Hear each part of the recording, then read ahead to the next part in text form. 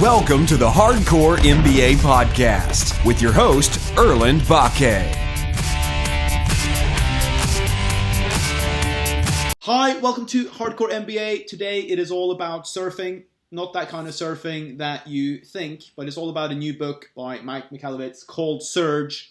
He is a best-selling author. You know, his book, The Toilet Paper Entrepreneur, is still ranking really, really well on Amazon, consistently selling. And, you know, he's got, I'm not sure how many 5-star reviews you have on Amazon, but it's got to be more than 1,000, which is fantastic. So I really like your conversational way of writing books. They're really entertaining, they're fun, they're simplistic, but I think the book that's made the biggest change in my life so far is Profit First. So let's just talk quickly about Profit First. Sure. Because it's had a tremendous impact in my business. And how's that going? Yeah. Well, thank you for having me on your show. And thanks for asking me about Profit First. That book perhaps will be the most important book I've ever written. And while I'm very proud of Surge and all the other, actually I'm working on other books too, Profit First has had the most impact. And what the realization was, and why I wrote the book, is there was a study, and they found that 83% of small businesses throughout the globe are surviving check by check. And a small business, by the way, is defined by a company that does $25 million in revenue or less. So these are some very sizable companies, some brand new startups, and everything in between. And it just blew me away, because that means you and I and all entrepreneurs are smart enough to start a company, attract prospects, deliver our services and goods. We get like 1,000 things right to make a business actually run, but we can't pick profit out. We can't find the profit. I thought, is there something wrong with our brain? Like, have we been lobotomized? Which maybe some people have, but I was like, what is the cause? What's wrong with us? And that was the aha. There's nothing wrong with us. We're doing most things right. The system we've been told to use is flawed. We're told that profit comes last. We were told sales minus expenses equals profit. Everyone's familiar with that formula. The human nature, though, the behavioral nature of humanity is that when something comes last, it is ignored. It's considered insignificant. Even though we say profit's everything, when it comes last, we actually behave like it means nothing. We wait till the end of the year to see, was there anything? And when not, like, maybe next year. Profit needs to be baked into our business. Every minute, every transaction, every second, there has to be profitability. So in Profit First, I argue entrepreneurs, don't change a thing about yourself. You are right. The formula is flawed. Profit should come first. Sales minus profit equals expenses. And basically, it's the pay yourself first method applied to our business. When you first take profit, every time there's a sale, you immediately take a percentage of that money and you store it away. Literally store that money away. It forces you to reverse engineer that profitability that you've reserved. You have to find ways to become more innovative, more efficient, more frugal. You have to find ways to make that profit happen in everything you do. So you pay yourself first in your business with profit. Take it first, and your business will, as a result, have to become profitable. It works. That's what the book's all about. So it's kind of like habits. Like, you know, when you're an entrepreneur, sometimes you have to change habits. And Yes. I used to try to do habits later in the day. But what I found is, like, go to the gym early, meditate early, have a healthy meal early, journal early. Like, do all those things in the morning. Do that first. Give to yourself first. And then the rest of the day, you're sort of free to do whatever you want, really. But then you've sort of given the profit to yourself first. And it's the same principle in business. Like, if you don't do it first, you'll just come to the end of the year and go like, oh, is there any money? Well, no, maybe. Right. It's such a beautiful analogy. You're right. And it's interesting, the mental game that happens. When I exercise first in the morning, the rest of the day, I'm rewarding myself for getting that done. I'm like, hey, I got my exercise done. If I don't exercise first in the morning, then the rest of the day, I'm like, oh, when am I going to sneak this in? And it actually weighs on my mind. And then when I don't do it, because there's not enough time, I feel regret. So it's just interesting. By doing it first, there's an instant confidence. And when we take profit out of our business first, you'll instantly say, hey, my business is profitable. Kudos to me. And then you'll face the challenges in front of you without it weighing on your mind. When will profit happen?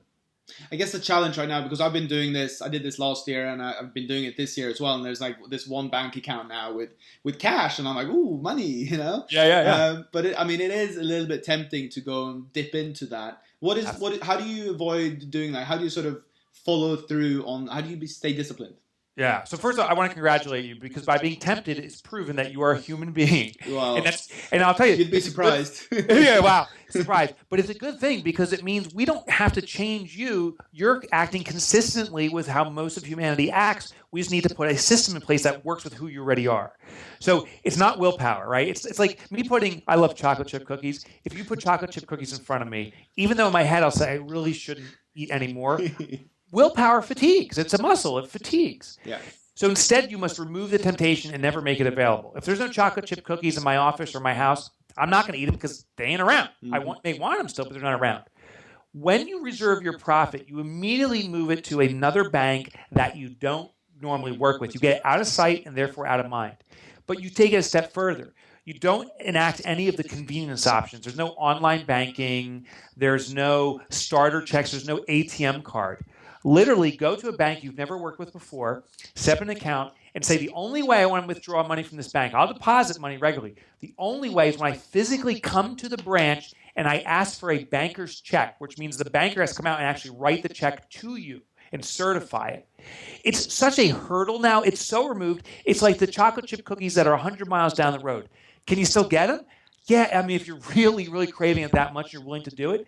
But you'll find that most people say, it's so inconvenient, I'll find a way to make things work with what I have. And that's the beauty about Profit First. When you reserve your profit away and you can't see that money, the temptation's been removed, you'll find ways to become innovative and work with what you have. And that's the definition of a successful business. A business that finds new ways to achieve the same results are the industry innovators. They're the ones who change the game. And that's the greatest irony of Profit First. If you hide away that profit, yes, you'll reserve money for yourself. Yes, you can take that out to celebrate in the future for you because you deserve it. But also, you will grow faster.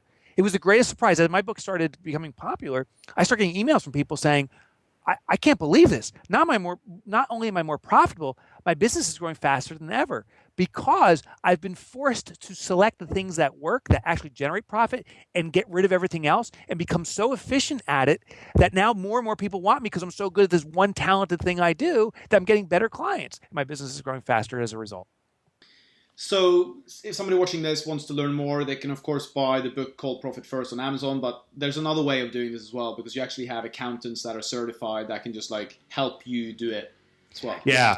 So when I wrote Profit First, the book, literally the first person that read the manuscript prior to becoming published wrote to me and said, who's the accountant or the bookkeeper that can actually do this for me? And I said, well, hold on. The system's so simple, you can do it yourself. And they said, well, no. And they gave me two pieces of feedback I wasn't thinking about. One is it's nice to have an accountability partner. Like going to the gym and working out, we can all work out on our own. But when you go and have a trainer, you get hands down a better workout because there's accountability and someone with expertise. But the best part I heard that I didn't really think about initially was the analogy of a stockbroker. If I'm a stockbroker and you're interested in the stock market, you know the basic principle: buy low, sell high. If you actually follow that principle, you'll be extraordinarily rich. You'll be the next Warren Buffett. But there's so many nuances in the stock market that it's best to work with someone that's actually very sophisticated and understands how to address it. So the basic principle of Profit First is pay yourself first in your business. It's literally that simple. Buy low, sell high. It's the nuances where people get stuck. I got to buy some equipment. I want to reduce my tax liabilities. I just hired a new employee. What's the appropriate salary to pay myself to reduce my personal income tax liability? There's all these questions. And that's where a Profit First professional comes in. So we have identified accountants or bookkeepers, people you need to hire anyway to run the sophisticated financials of your business. Train them on Profit First. They have mastered the nuances of all these little technical details, and now they've become the ultimate accountability and investment broker, if you will, for the people they work with. That's who it is. That's who we are. So let's just quickly go through your books. Toilet Paper Entrepreneur, who's that book for? Early stage businesses or businesses that need a fresh start. You'll see I strategically placed them right behind me. Okay, so they're in that. So they're right there. It's actually not even in order, but Toilet Paper Entrepreneur is right there. And I wrote it for the business that's short of resources, usually a startup, not enough money, not enough experience, not enough contacts. And I found that it's actually these lack of things that give you the biggest opportunity. Similar to Profit First, it's the lack of things that force innovation. One of my favorite stories, and I touch on it in Toilet Paper Entrepreneur, is Apollo 13. There's a movie about it. It's a true story. Astronauts are circling the moon, and catastrophe strikes. Their oxygen filters, the source of their life, is failing, and they're going to die. Now, NASA spent tens of millions of dollars to make these oxygen filters. In this scene, now they can't invent a new one and ship it up there. They have 24 hours to live. The lead engineer comes in, true story, dumps a box of stuff that's up on that ship onto a table in front of engineers and says, we got duct tape up there, some tubes, make an oxygen filter. And they did. It was the lack of resources that actually encouraged them or inspired them to find a new way to make an oxygen filter for a few $100s. And they saved those men's lives. That's what Toilet Paper Entrepreneur is about. Just because you have a lack of money, don't be fearful. It doesn't take 10 million or millions of dollars to make that oxygen filter. There is a way. And it's only when you have a lack of resources that you'll find the way to do it. So that's what that book's about. Fantastic. And then the Pumpkin Plan? Pumpkin Plan was businesses were getting started and revived. And I started getting emails from readers saying, now that my business is going again, I'm re-inspired and finding new ways. How do I grow it colossally? A goal for many of us. A goal that I've always had for my businesses too. And so I studied, of all things, colossal pumpkin farmers through a weird confluence of events. And I found something interesting. The ordinary pumpkin farmer uses ordinary seeds and follows a quantity process. The more seeds they can plant, the better they're served because they're in the quantity game. They got to move a lot of pumpkins around the holidays. The colossal farmer, instead, changes the growing process by only 5%. It's a slight adjustment, not a massive adjustment. And they become very selective of seeds. They become very selective and very focused on what they do. And the pumpkin grows at a rate of about 10 times faster than an ordinary pumpkin, ultimately becoming 1,000 pounds, where the ordinary pumpkin can be 15 to 20 pounds. Colossal pumpkins get as big as your car, where an ordinary pumpkin you can hold in your hands. So I was fascinated by this and found that colossal businesses do the same thing. They make a 5% course correction. Most entrepreneurs are frustrated where they are and try to fix everything, and that's the mistake. It's actually fixing fewer things, the right things, but the fewer things that will have this dramatic impact. So I go through a process, step by step, of how to pick that 5% difference and start experiencing healthy, organic, explosive, colossal growth. Cool. And guys, you can buy all those books on Amazon. But let's get to the book Surge. Boom! Boom! Right there. That's so cool, you guys. Are you a surfer yourself? No, I wish I was now. Yeah. What inspired well, you can go surfing in Rockaway Beach, New York. Oh, that's a touche. I can. What inspired it, though, I was on the beach, not Rockaway Beach, but I was on the beach sitting, and a reader had emailed me about a year prior, and this has just been something that's been weighing on my mind. This reader was so generous and was so kind about my books and how excited he was about it. And then he said something. He said, with all the stuff you shared, there's one thing I wish I knew the answer to. How to be in the right place at the right time. Because you can do all these strategies, and if you're in the wrong place at the wrong time, you're still in real trouble. And it sounded to me like, is there a way to time the market, if you will? And I was thinking, well, if you can do it in the stock market, if you could really time the market, anyone could become a billionaire. And I'm like, this is the magic bullet. Mm-hmm. Well, here's what I found out. No, not surprised. There is no magic bullet. No one can time it perfectly because we would all be billionaires if that was true. But we can dramatically improve the odds. And as I was sitting on the beach, I start watching the good surfers, not the ones they call them the bobs, the ones that are just sitting in the ocean bobbing, the guys that are getting the most good waves, and found that I interviewed these people, they were following a specific strategy to get the best rides. And I love analogies. I find that what happens in one part of life happens in another. This surfing analogy of catching the big wave and the wave carrying you, not paddling, the wave carrying you, it exerts the energy. It's the same thing businesses can do. We can have the wave of consumer demand carry our businesses for the ride of a lifetime. So where were you when you were watching the surfers? Like Hawaii or... No, it was in New Jersey. Long Beach Island, actually. Okay. So Long Beach Island, New Jersey is ironically a popular hotspot for surfing on the Northeast. There's actually pretty good waves. And that was part of the first lesson. Because just 20 miles up the road or 20 miles down the road from Long Beach Island, not much surfing going on. There's certain dynamics that happen there, just how the curvature of the ocean floor is in that area, that causes swells. And that actually became the first lesson. Surfers pick the spot to surf. They do research. They identify. So many people, since I wrote Surge, and it's just in the market now, are emailing me saying, hey, Mike, what's the next big trend? And I'm like, I don't know, because there's billions of them happening on. It's not that what's the next big one wave. Like surfers don't sit down and say, where's that one huge, massive wave that I should surf? Oh, it's in Portugal today. I got to shoot down there. Oh, it's in Australia tomorrow. Oh, it's up and toward Europe. No, they pick an area that they can focus their efforts on, something they can get immediate access to. And they pick the best spots. So they become very selective of where they congregate. And even when they're there, when they pick the cove, then they go to another deeper level. They start picking individual waves. They measure them up, separate them out, and evaluate them one at a time, and then pick the best wave of the set. So what is the process for us to learn how to identify the waves when we choose an area? Let's say we choose AI, which is a hot topic right now. Yeah. How do we first paddle out, and then how do we sort of wait, and how do we catch the right wave? Yes. So the Surge stands, actually, it's an acronym also. S stands for separate, U stands for unify, R is rally cry, etc. The separate phase is the selection of the niche. And it's sad so many businesses actually don't even do this right. You'll see, if you look at surfers, you've never seen a surfer surf two waves simultaneously. It's impossible. It's illogical. Yet most businesses try to do it. They say, oh, there's an opportunity here, there's an opportunity there. I'm going to try to ride both simultaneously. They split themselves, which actually destroys the opportunity to really carve up that wave. So the first thing is you must pick a specific niche. And I'll give you a shortcut to picking it out. And this is actually part of the pumpkin plan. The pumpkin plan, it actually talks about the separate stage extensively. Surge now carries it out the rest of the distance. But the first thing is, if you have an existing customer base, look at your best customers, the ones you love to do business with. They could be one of the niches. Are they in AI? And then if so, are you, us as the business owner that's serving this market now, are we particularly interested? Are we super curious about it?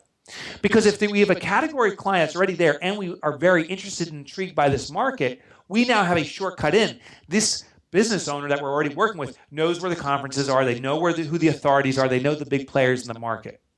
But then we need to start asking them the next question, which moves us to unify.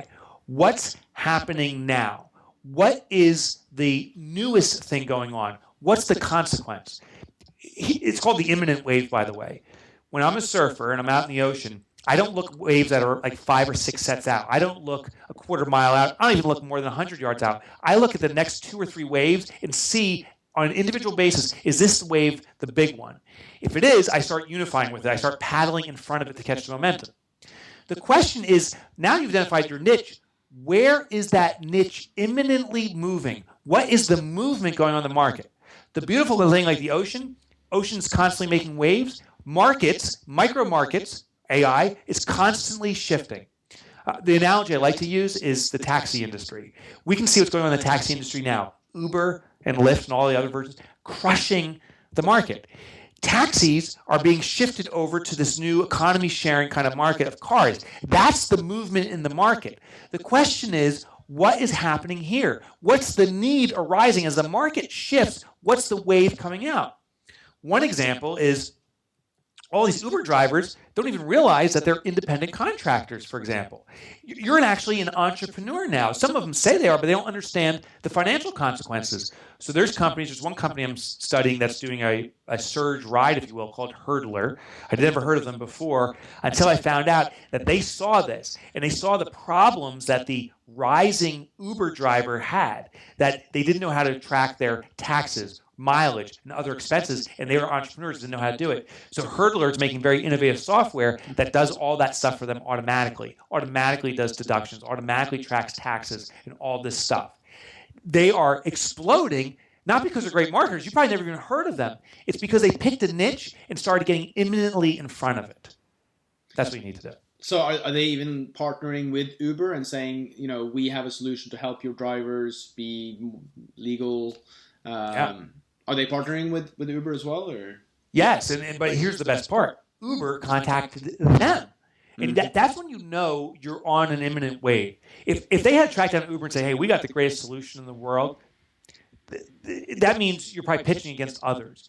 Uber says, we're doing this, and now our drivers are complaining because they don't know how to handle that. And Uber reached out and said, hey, it sounds like you guys got the solution, and the magic's coming out of this. So the question is, what is shifting in the market? And then what is that also triggering? The beautiful thing is you can often see the early adopters at this phase. I also talked with Brian Smith. He's the founder of UGG. He was actually the core guy I studied as we've had him on the podcast, actually, Yeah. Exactly. He's amazing, Yeah. right? Amazing guy. And so you probably know the story just as well as I do. He started the business in 1979. He was studying surfers in the California market, actually. And he was looking for their imminent need. Now, here's what was fascinating about 1979. Wetsuits made out of neoprene were becoming very popular. There was innovations there. Neoprene was becoming thinner, so you could actually do bigger movements. What that meant in the surfing market, surfing used to be a summer sport. Going in the Pacific Ocean in the middle of winter is very cold and sometimes unbearable. Neoprene made it possible. There was still one problem, though. You would come in from a set off the ocean with your bare feet, and your feet would be freezing. Your body would be warm. Your feet would be freezing. So you notice that surfers were wrapping their feet in blankets, anything to get them warm. Imminent opportunity. He noticed also that some of the early adopters, some of the early surfers, were trying to find boots that were super warm. And he said, oh my God, there's an opportunity in shoe wear that keeps warmth about. When you introduce your product, he brought UGG from Australia, actually. It was a concept in Australia, brought it to the U.S., brought it to the California market. He gave it to some of the early adopters, and they bought some. The question is, do the early adopters have the fortitude to see through the criticism? Because if you're the first surfer walking down a beach with like a Spies Like Us massive boot with fur and stuff on, people start laughing at you, saying, are you crazy, man? Like, no one does that stuff. Do the early adopters have the fortitude to say, are you crazy for not having one? If they stick with it, that means this wave is a good one. That's the time I would argue really you should be hopping on the market. Another example is Tesla, the electric car. If we were talking about the electric car 10 years ago and I said, the electric car is the hot thing, I think I've been an idiot to say that because no one knew yet. I didn't know anyone that had an electric car besides a golf cart. The first person that bought the Tesla was crazy. Are you insane? That thing could explode. Battery acid could be everywhere. But he or she stuck with it and started convincing others. When the cool kids start sticking with it and others now start emulating, 400,000 people pre-ordered the new Tesla, that's when that market's exploding. The question we got to ask ourselves is, what does this shift in the market, the rise of the electric car, it's imminently upon us, what opportunity does that provide? Can we make windshields that control the heat and cooling of cars because that drains so much battery? Can we make better charging stations? Can we start the first gas station series that's dedicated to electric cars? What are the imminent opportunities that are now coming out of this movement? Right. So you can, there can be a really big wave like electrical cars, but then there's all these other ways of making money as part of that. Right. There's what's called tsunamis, and then there's called rideable waves. People say they ride tsunamis. No one in world history has because they're unrideable. Right. A tsunami is so massive, it never breaks and puts out its energy that can carry a surfboard. Instead, it just wipes out entire continents. That's what a tsunami does. But when a tsunami crashes into the ocean, it then causes the ripple effect, and all these other waves break out in other directions, which become massive waves, but are rideable because there's a splintering effect. In the market, people say, I rode the mobile wave. No one rode the mobile technology tsunami. Some people, there was a company called Spec, rode the cases for mobile phone wave. Another company rode, apps, made the first exercise app for, it's these splinter waves.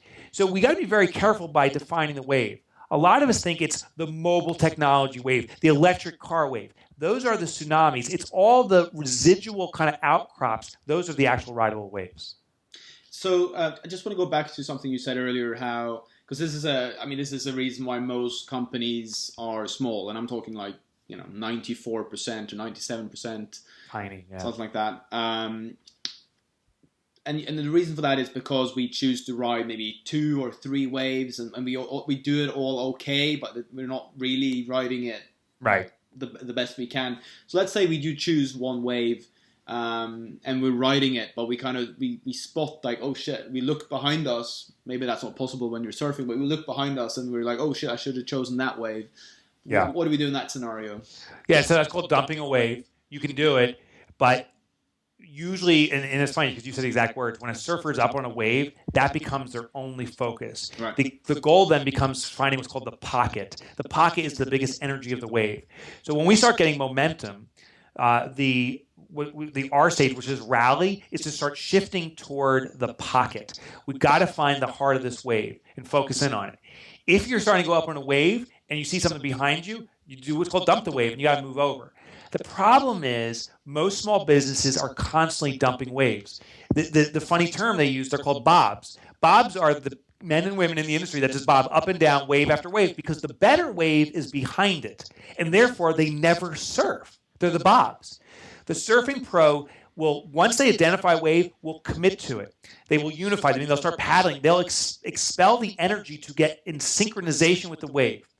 Then when the wave starts to lift them and carry them, that's the rally phase, where it starts carrying you forward. That's when the all-in commitment happens, or you decide to dump. If you dump, you go for the next wave, but you're very prepared to put in massive energy. Problem is, if you always dump waves and you paddle and dump, it's exhausting and you never surf. A true surge, the market carries you. There's such rising demand, and you're one of the few suppliers in front of it, that it's ironic, but you don't have to market well. Because everyone's talking about you because you're the only source. Your service doesn't even have to be that great, at least initially, because you're the only one that can do it. Imperfection's okay at this phase. It's actually the concept that Eric Ries speaks about in the lean startup, the minimum viable product. That's okay. It ain't perfect, but there's no one else doing it, so it's pretty perfect compared to all the alternatives, which is nothing. Mm-hmm. So once you get up on the wave and you start feeling it pushing you, the market's coming to you naturally, that's the time we got to go all in on this or dump it. But I'll warn you, if you start dumping waves often, you'll never surf a wave. You'll never ride it all the way up to the beach, and definitely not to the bank. So it kind of sounds like was it the bobbers? The bobs, yeah. Yeah, the bobs. Yeah. They sound like these sort of amateurs, the sort of amateur entrepreneurs. And in any sports, we sort of have the amateurs. Like in tennis, there's lots of amateurs playing as a hobby, and that's fine, you know. Yeah. But if you want to be a professional entrepreneur, which makes, you know, a lot of money and has like a performance-based business, then it's a very different thing than just sort of having a business. Am I right? That's exactly right. That's exactly right. The vast majority of surfers are bobs. They'll sit out in the ocean and they're watching the pros do it and saying, man, one day I'm going to do that. How does he do it? How does he do it? Or she. Yeah, how does she do it? You know how she does it? She just does it over and over and over and stop. It never stops. Yeah. Keeps on trying. That's the difference, is effort in actually progress as opposed to observing the effort. And the difference here, where the analogy doesn't play out, is in business, there's maybe 1 or 2 or 3 massive wave riding opportunities that will come our way. Once we commit to that niche and we see the shift, it's time to ride it. But the other difference, too, is the waves play out over a long period of time. You will become the expert as you ride that one wave. A wave in the ocean plays out over 10 seconds, maybe 30 seconds if you're lucky. A wave in the marketplace can play over 10 months or 30 months or even 30 years. You have the time. But the thing is, if you just watch it go by, there'll be a few more, but very quickly, enough time will go by that there's no more waves left for you to ride because your business has expired. So a couple of waves in the past were, of course, like the railroad, where you had like Andrew Carnegie with the steel, and then you had Rockefeller with the oil. These are waves that have lasted for a very long time, right? Yeah, and I'd argue there's tsunamis, unrideable. No one rides the entire railroad. Someone did when it came to creating the engine. Someone did it when it came to creating the railroad tracks. Someone did it when it came to the installation of railroad tracks. So we got to look at the individual elements. And I just want to drive that home because I think we get intimidated when we see this massive tsunami coming our way and we're like, we're not going to ride that. It's too big. What do I do? We got to focus in narrowly. So even with like artificial intelligence, that's still a very broad market. Are we looking at expert systems? Are we looking at decision support systems? Are we looking at neural networks? Like what's the category in there? We got to dive deeper. I myself, Profit First Professionals, which you were kind enough to talk about in the beginning, that company is in part an experiment with Surge. I think that kind of makes me a little unique in the author space is I don't just study other businesses and implement it. And write about it. I study other businesses. I use myself as a guinea pig to prove out the concept. And when it doesn't work, I rewrite and restudy. And then, so it takes me like 3 to 4 years to actually get a book going. Surge, I've been working on for 4 years. And Profit First Professionals is a test in the market. What I did was I picked a market, bookkeepers, and I started studying it. I'm like, what's the imminent wave? And ironically, artificial intelligence is what's causing a shift in the market. Software is becoming so sophisticated, it's actually starting to make recommendations proactively that are better than what the bookkeeper does. It's actually automatically going to the bank account, reconciling all the accounts and telling you where your numbers stand faster and more accurately than the bookkeeper. So the bookkeeper has this kind of pressure coming down on them, but anytime there's pressure down, there's pressure up. The early adopters, the cool kids in the bookkeeping market, are now moving to a consultative model. They are saying, okay, the systems are getting the numbers and making day-to-day recommendations. We're going to give you objectivity on long-term strategy decision-making. We're going to tell you how to make those numbers become more profitable in your bank account. We're going to look at those numbers and tell you things you should be doing and shouldn't be doing. So the bookkeeper is actually now becoming an advisor. And when I saw this, I said, okay, bookkeepers are becoming advisors. They just don't know how to. I'm going to create a company that shows a bookkeeper and gives them the step-for-step done-for-you tools that they can automatically, instantly become an advisor. I have it done for them. That's how I got in front of the market, and now the surge, the wave is starting to carry me. I'm only a year and a half into it, but the momentum's there. The calls are coming in automatically. People are hearing about it and saying, I want to be the next one. That's the initial indicator that I've caught a wave. Not there yet. There's a lot more to do, but at least I know that the wave is starting to push me a little. Absolutely. I think there's a lot of industries that are a little bit worried now about all this. I mean, even the banking industry. I sat next to a guy working for Goldman Sachs last week, and they're firing so many people in London. You know, they're getting rid of staff. And why? Well, because they're becoming more efficient. You know, and he was one of the guys like making the company more efficient. He was sitting there programming algorithms and using AI to make the bank run more efficiently. And now people are out of jobs, right? So again, that's an opportunity. It's interesting, and this plays out throughout history constantly. Like every time it happens, humanity is like surprised, saying, "Oh my God, the world's going to end." Listen, we've gone through this millions of times, and the world's never ended. The horse buggy was replaced by the automobile, and everyone that drove horse buggies, somehow we navigated through that as humanity. The taxi cab driver is being replaced by the Uber driver. Now, the funny thing is, society will continue on, but the people who are in the old traditional markets inevitably clamor and claw to stay where they are. The smart ones make the leap early. The laggard, or the middle group, finally says, oh my God, and has the wake up. And then the laggards, the people at the end, they're the ones who die with the market and say, well, you know. So we have to look for this transition. It's happening in any market. We could pick like quilting, and there's a shift going on. The key, though, is to pick that wave. We have to start off by saying, who's the market we're looking at first? Bookkeepers, quilters, is it neural networks? And then say, where is the shift happening? And how is it happening? And then what can we do to get in front of it? So are the waves now shorter? I mean, let's go back 100 years in time. There were waves then as well. We talked about the railroads. Did they last longer then, or are they shorter now? Because a lot of people are talking about how things are speeding up. Yeah, things are speeding up. They play out differently. Perhaps there's more waves, but there's some waves that come across very slowly. There's think about the diet industry. The diet industry has been around for a long time, and there's constantly been this new set of new diets and so forth, and these new trends. And now just eat meat. No, that was a mistake. Just eat plants. Oh my God, don't eat anything. Just eat air. Right? There's this constant shifting around. So there's all these little waves, and then there's longer rolling waves. Just like fitness kind of plays out longer. So it's very hard to tell. It seems like because we're living in it that there's a lot more happening. My sense is, and I don't have statistical significance here, but 100 years ago, I think in the day-to-day living, it felt like things were constantly changing then too. Yeah. I have the sense that it was also similar.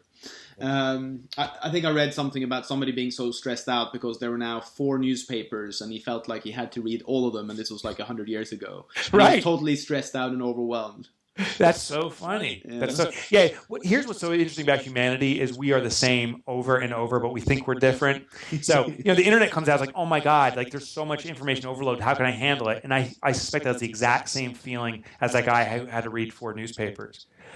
I will give you one little secret that a shift is happening when something becomes traditional. Meaning there's a normal, established way of doing things. That's the lead indicator a new wave is about to break. There's a certain point, I'm sure, in the newspaper industry that the standard, the tradition was there was one traditional paper. And when 4 papers came out, that shifted tradition, saying, well, which one do you go to now? In bookkeeping, there's what's called traditional bookkeeping. They actually use that term, like I'm a traditional bookkeeper. This is what I do. The second you hear tradition, it means a pattern's played out so long, it's often washing out on the shore, and that new wave is coming. Right. So one question about, so let's say we've caught this wave, and we're not 100% sure, but we're sticking with it. How do you, as an entrepreneur, from a day-to-day basis, hourly, secondly, sort of stay focused on that wave? So you got to have this is called the rally cry. Simon Sinek actually talks about it in this Start With Why, his book. Others talk about this too, purpose. Riding a wave is not easy. As I interview these surfers, especially when they're getting up and learning for the first time, you wipe out more than anything. You're constantly wiping out. The danger is if the wave actually overtakes you and you have what's called a tombstone moment, where you actually lean a little bit the wrong way and the wave flips you over. It throws you to the bottom of the ground. It could actually snap your neck. It is extremely dangerous. And the surfboard often shoots straight in the air, looks kind of like a tombstone. That's why I call it tombstoning. So as we start getting up on the wave and the wave starts carrying us, we need to have something that actually keeps us not leaning back, which will consume stones, leaning forward. And that's what this purpose does. I call it the rally cry. What is the impact you're trying to have beyond making money, beyond being a leader in the market? What's the actual impact you're having, and how do you perpetuate that with your early adopters? In my space, Profit First Professionals, we're serving bookkeepers, and what we say is we exist, and I believe this emphatically, we exist to eradicate entrepreneurial poverty. Most entrepreneurs make a lot of money, but take nothing. The money just goes into doesn't even go to one hand, it kind of flows through their hand, drips out, and they're impoverished, and they're desperate to keep money, but never seem to hit that profit point. Well, by having this rally cry, something phenomenal or fascinating happens. A certain portion of the market says, I get it. That's it. And they start parroting this and say, we're eradicating entrepreneurial poverty. Another section of the market says, that makes no sense. The rally cry becomes the filter. It sorts out the people who don't get it and I can't waste my time with because it'll take too long to educate them. And there's a certain segment that gets it. That starts moving me toward the pocket of the market, that core group that gets what I'm talking about. So to not wipe out, what's your rally cry? Now you've separated a group. Now that you're paddling in front of them, you're trying to deliver what they want, what's the why behind it? What's the ultimate impact that you're having that they want too? That encourages them to carry the message forward. That's how you prevent a wipeout. So for everybody listening to this or watching it on YouTube, how do we learn how to surf? So we read the book Surge. How can we go out there and train and learn and really learn how to implement this into our own lives? Yeah, so definitely buy the book Surge. That definitely helps. But here's what you really should do in addition to that is you got to get out to the ocean quickly. Worse than bobs, the people that sit in the ocean are going up and down, are the sunners, the suntanners. They sit out there and they're getting a nice tan. They're holding that pretty board that they brought. It's not scratched up. It's never been used. And they're eating a burger. Eating a burger, right. Coca-Cola. Right. And they don't do anything. We have to get in the ocean. And you are going to get bumped and bruised. You are going to get flipped around a little bit. But again, once we start pursuing a market, there's a certain point we'll start carrying us. So the lesson's the same. Pick your cove. Pick that wave. That's the niche. You've got to get really clear about the niche. It may be the wrong niche. People get terrified of this. What if the market collapses instantly? Which, by the way, I say in world history, no market has collapsed overnight, even though we say they do. They fade out. Some may fade out quickly over a year or two. Some fade out over a long time, but not a single market stopped cold overnight. But we think it does. So people say, well, what if the niche falls apart? What if it goes away overnight? Or I got to start firing clients. I already have some clients. I got to start ditching them. And now you're saying commit to one wave? What about the clients I already have? I can't say goodbye to that. You don't have to. All we're doing is getting out in the ocean, we're monitoring waves, and now we're trying to paddle in front of one. But those other people that are already on the board with you, you can keep serving those clients. I'm just saying, don't focus your attention on generating more haphazard clients anymore. Just start focusing your market and you're concentrating your efforts in one category by defining that category first. Once you define a category, the wave is a beautiful thing. It starts to carry you. You don't have to be a good surfer. You don't have to have experience. Some surfers, some of my favorite surfers, actually never stand up on their board. They start paddling in the beginning, and they just hold on to the board, and they go thrusting forward. It may not be cool, and you may not be carving things up, but you can still have an amazing, enjoyable ride. It's cool, man. The only thing that's not cool is sitting out on the beach the whole time eating that burger. Right, so go surf. Go surf. Go surf. The only thing that can go wrong is not trying to surf. Fantastic. So it's been amazing having you on the show. I've read all your books, and Thanks, brother. I highly recommend all of them. They're fun, they're educational. Got a lot of fun personal stories in there. You talk about your mastermind group and how you shoot stuff when you meet up. The zombie shoot? Yeah, it's absolutely true. But you bring a lot of humor into your books, and they're very conversational. So I really enjoy them. Any last words? Well, so I encourage everyone, please do check it out. If you want to learn more about me, my website is michalowicz.com. And here's a couple of thoughts. I can barely pronounce my last name, so I don't expect anyone watching to be able to do it. Can you spell it backwards? Yeah, no. I know it ends with a Z. But here's two shortcuts. You can go to Mike Motorbike. That was my nickname, mikemotorbike.com, and that'll bring you there. That's a shortcut. Or Google has been very kind to me. If you go in and type in Mike, M-I-K, and then E, and then Mick, M-I-C, the longest, most Polish-sounding name on the planet, that's me. Go there, and what I promise you is when you get to the site, I have downloads from all my books, including Surge, free chapters, everything. But I do promise you this. It will be the most different website you've ever experienced, for sure. So we're definitely going to put those in the show notes. And I think we should go hit some waves. Yeah, let's go surfing, man. Thank you for being on the show. Thank you.